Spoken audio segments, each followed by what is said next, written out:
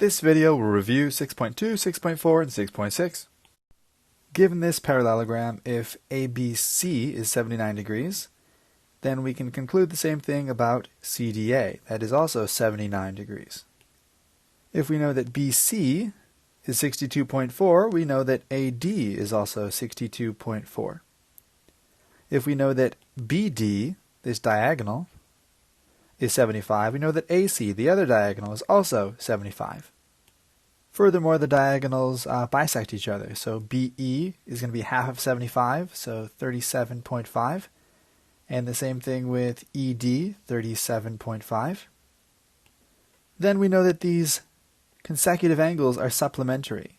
So these two angles here are going to add up to 180. And we know that the one over here is 79, so this one must be 101.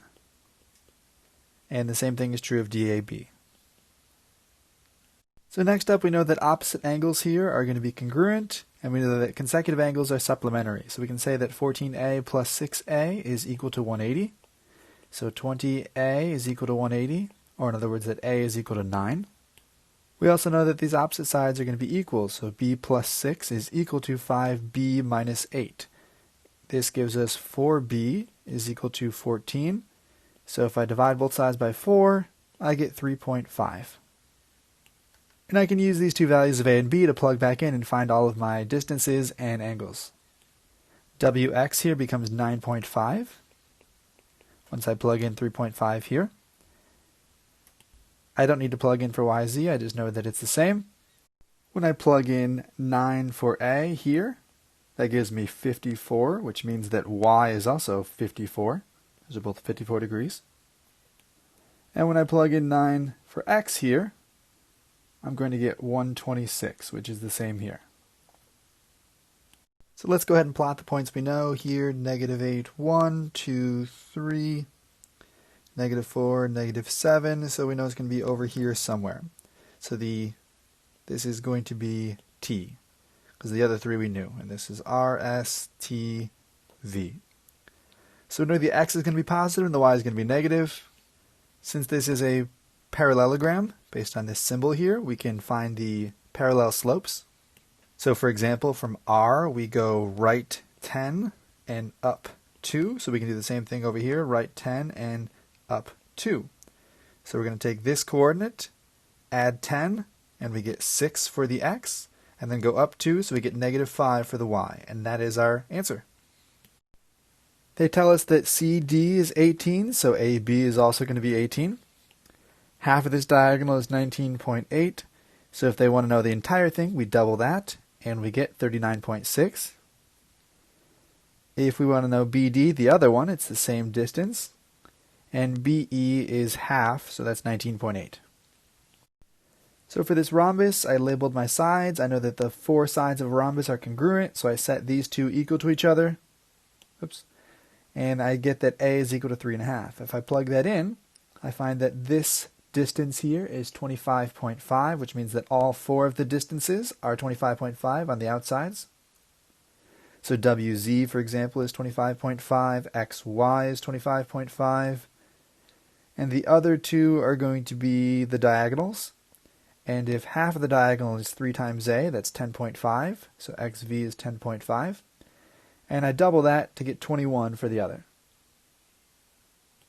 So I'm told that RSTV, this rhombus, has a measure of TZV, that's 8n plus 18. And SRV over here is 9n plus 1. So this is a rhombus, that means the diagonals are perpendicular, so 8n plus 18 is going to equal 90.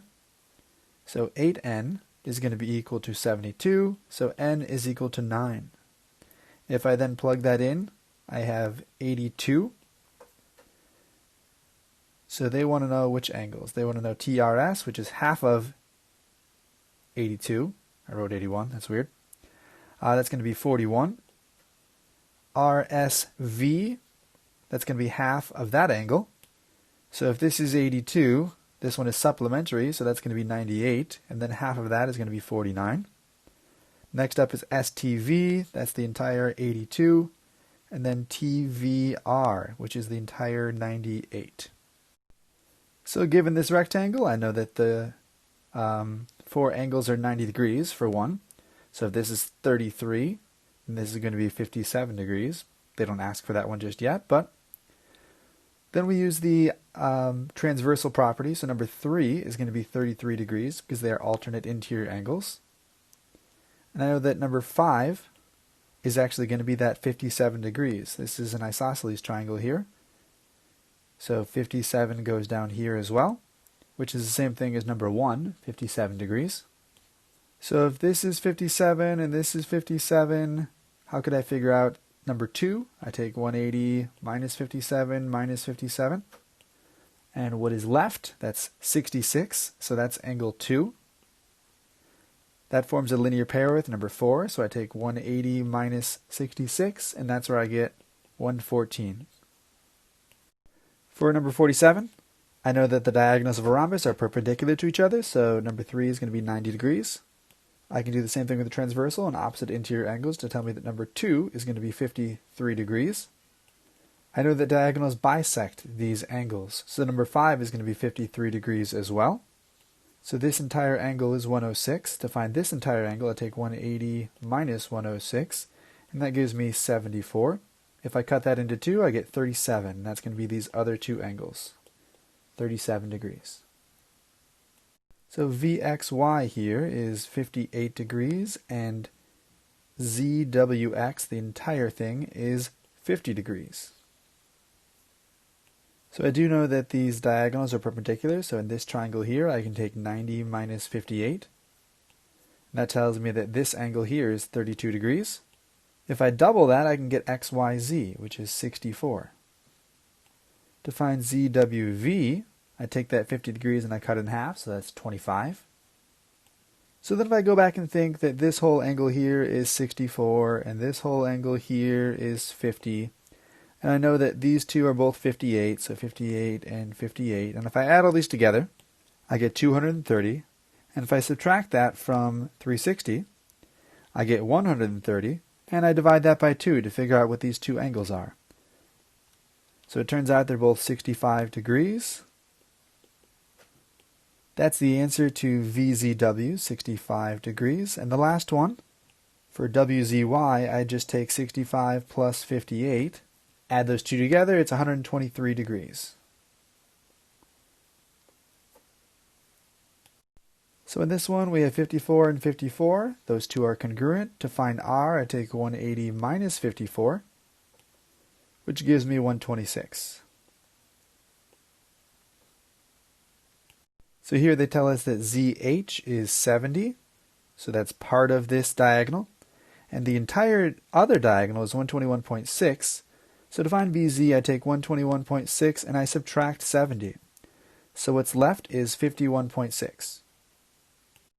To find this midsegment, I add together 67 plus 30 and I divide by 2.